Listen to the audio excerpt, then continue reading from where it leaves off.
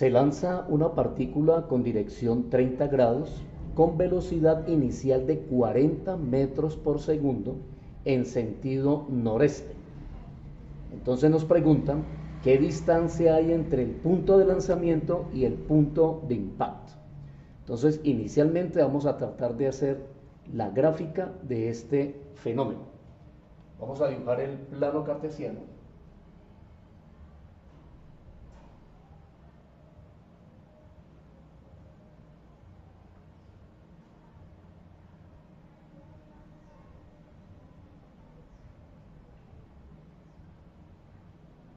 Este sería el eje Y. Este sería el eje X. En este plano vamos a ubicar el vector con dirección 30 grados, pero con sentido noreste. Aquí es el norte, aquí es el sur, aquí es el este y aquí es el oeste. Entonces me están diciendo 30 grados noreste. Nor es hacia el norte y nos inclinamos hacia el este, o sea, hacia la derecha. Quiere decir que este vector lo vamos a ubicar en el primer cuadrante. Este vector tiene una dirección de 30 grados y sentido noreste. Este vector nos está mostrando la velocidad con la cual fue lanzado, velocidad inicial. O sea que este vector será la velocidad inicial, que fue de 40 metros por segundo. Este vector tiene un componente en X y tiene un componente en Y. Este componente en X lo vamos a llamar lo del vector velocidad inicial, pero en X. Es como si tuviéramos otro vector en este sentido, que nos grafica la velocidad inicial en el eje X. Y acá, hacia arriba, estará la velocidad inicial con respecto a Y. Este es un componente rectangular con respecto a X y este es un componente rectangular con respecto a Y. Ahí tenemos los dos componentes rectangulares. Cuando se lanza esta partícula en esta dirección, es como si la partícula hiciera esto y luego impactara a cierta distancia. Esta distancia de impacto es la que necesitamos calcular. Con este gráfico ya podemos analizar las ecuaciones que podemos identificar para resolver el problema. Inicialmente vamos a calcular la velocidad inicial con respecto al eje X. Entonces, cada que trabajemos con respecto al eje X es coseno y cada que trabajemos con respecto al eje Y es el seno. Entonces vamos a trabajar, primero vamos a calcular este componente. Es como si nos paráramos aquí y aplicáramos coseno. Entonces el coseno de 30 grados es cateto adyacente, ¿sí? Es como si tuviéramos esto, coseno de 30 grados es igual a cateto adyacente, lo que está a mi lado, que sería velocidad inicial con respecto a X, sobre la hipotenusa, que la hipotenusa sería la velocidad inicial del vector. Pero nos interesa es calcular la velocidad inicial con respecto a X, es calcular este componente, entonces necesitamos despejarlo. Esta velocidad inicial que está dividiendo pasaría a multiplicar, entonces nos quedaría velocidad inicial con respecto a X es igual a velocidad inicial que está dividiendo, pasa a multiplicar ¿a quién? Al coseno de 30 grados. Ahora aquí reemplazamos, sustituimos la velocidad inicial con respecto al componente en X, será igual a la velocidad inicial que nos está dando el problema, que serían 40 metros por segundo. Y esto lo vamos a multiplicar por el coseno de 30. Ahora, como la idea es trabajar sin calculadora para prepararnos para las pruebas saber del estado, entonces les voy a dar esta formulita en este gráfico. Esta formulita es interesante que la memoricen. y nos va a ayudar a trabajar sin la calculadora. Este es un triángulo rectángulo, aquí tengo un ángulo de 30 grados, acá tengo uno de 60, por propiedad fundamental de los triángulos. Este cateto vale 1, esta hipotenusa vale 2 y este cateto vale raíz de 3. Esto es una fórmula y aquí podemos trabajar todas las funciones trigonométricas con respecto al ángulo de 30 grados y con respecto al ángulo de 60 grados. Aquí nos están pidiendo saber cuánto vale el coseno de 30 grados, entonces me paro aquí. ¿Cuál es la razón trigonométrica del coseno? Coseno es cateto adyacente sobre hipotenusa. Entonces coseno de 30 grados es cateto adyacente, que es raíz de 3, sobre la hipotenusa, que es 2. Al hacer esta operación, que aquí solamente hay una multiplicación de fraccionarios, multiplicamos los de arriba con los de arriba y los de abajo con los de abajo. Se supone que aquí hay un 1. Entonces nos quedaría que la velocidad inicial con respecto al eje X, es decir, el componente en X será igual. 40 dividido entre 2 me haría 20 metros por segundo por la raíz de 3.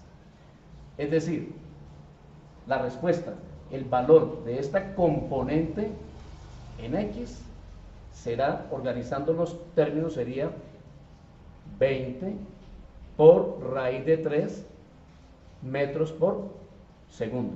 Y aquí tenemos el valor de la componente en X con respecto a la velocidad.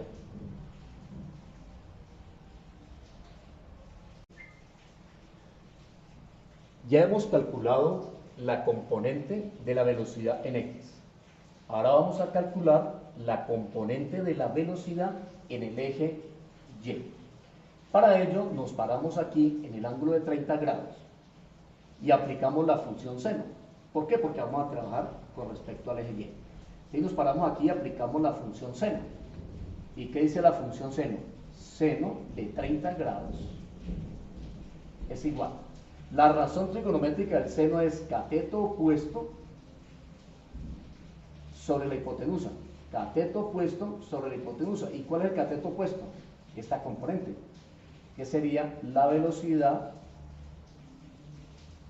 inicial en Y, la componente Y de esa velocidad inicial, sobre la hipotenusa. En este caso la hipotenusa es la velocidad inicial. Ya tenemos la fórmula para calcular la velocidad en Y, o sea, el componente en Y. Y a partir de conocimientos trigonométricos de grado décimo, las funciones trigonométricas y sus razones trigonométricas, vamos a despejar esta velocidad inicial con respecto al eje Y. Entonces nos quedaría velocidad inicial con respecto a Y, que simplemente es un componente en Y, es igual. Esta velocidad inicial que está dividiendo pasaría a multiplicar. Entonces me quedaría velocidad inicial por el seno de 30 grados. Por el seno de 30 grados. Ahora, la idea es que no trabajemos con calculadora. Entonces, con esta figura que tenemos aquí, podemos trabajar sin necesidad de la calculadora. Aquí simplemente vamos a reemplazar. Entonces decimos, la velocidad inicial con respecto al eje Y, o sea, el componente en Y, sería igual a la velocidad inicial, que son 40 metros por segundo, y esto lo vamos a multiplicar por el seno de 30. ¿Cómo nos damos cuenta a cuánto equivale el seno de 30? Aquí tenemos la formulita. Me paro aquí y aplico la función seno. ¿Sí? Seno decíamos que era cateto opuesto sobre hipotenusa. Cateto opuesto, que sería 1, sobre la hipotenusa, que sería el 2. Aquí simplemente me están diciendo que coja estos 40 metros por segundo, lo multiplique por 1, me da lo mismo y lo divida entre 2. Entonces al dividir entre 2, me queda que la velocidad inicial con respecto a Y, o sea, el componente en Y de esa velocidad es igual a 20 metros por segundo. Y ahí tenemos ya el valor de la componente en X y la componente en Y.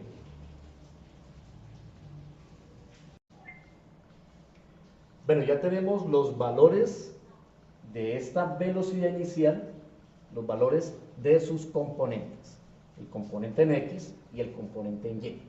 Ahora en la gráfica vamos a analizar el tiempo de vuelo, o sea, cuando la partícula la lanzamos de este punto, que es el plano cartesiano, ¿sí? La partícula hizo esto, impactó. Este es el eje Y. Cuando se lanzó la partícula, mire que ya va subiendo hasta su punto máximo. Y aquí empieza ¿qué? A caer. Aquí empieza a caer. Y este es el eje Y. Aquí empieza a caer la partícula. Esta es la altura máxima que alcanza esa partícula. Entonces, cuando ella va subiendo, esta componente también va ¿qué? Subiendo. ¿Sí? Cuando llega aquí y empieza a descender, entonces la partícula regresa por ese componente. O sea que este componente se debe multiplicar 2 veces. Esta es la componente en Y. ¿Sí? Tengo la velocidad inicial en Y, que lo que hace es llegar hasta punto máximo y regresar. Entonces esto lo va a multiplicar 2 veces. Y esto lo vamos a dividir por la fuerza gravitacional, porque cada que la partícula está desplazándose en el aire, pues hay una fuerza gravitacional que influye en ella. Por eso se da esta caída. Entonces, esto lo dividimos por la gravedad, que es una constante que la vamos a manejar como 9,8 metros por segundo al cuadrado. Ese sería el tiempo que tarda la partícula en el aire, volando. Entonces, vamos a crear aquí la formulita. Entonces, ese tiempo de vuelo equivale a 2 veces la velocidad inicial en Y, que no es más que un componente rectangular en Y, y esto lo dividimos por la gravedad. Vamos a reemplazar valores y hacemos las operaciones pertinentes. Entonces el tiempo de vuelo es igual a 2 por la velocidad inicial en Y, que es 20 metros por segundo. Entonces esto lo multiplicamos por 2, pues nos va a dar 40 metros por segundo. Y lo dividimos por la gravedad, que es una constante, siempre va a ser lo mismo, 9,8 metros por segundo al cuadrado. Sabemos que está en tiempo, entonces nos tiene que dar en unidades de tiempo, o sea, aquí nos va a dar en segundos. O sea que el tiempo de vuelo equivale a dividir 40 entre 9,8, dividimos 40 entre 9,8 y eso nos da 4,08 segundos. 4,08 segundos. Quiere decir que este es el tiempo que tardó la partícula en el aire hasta que impactó.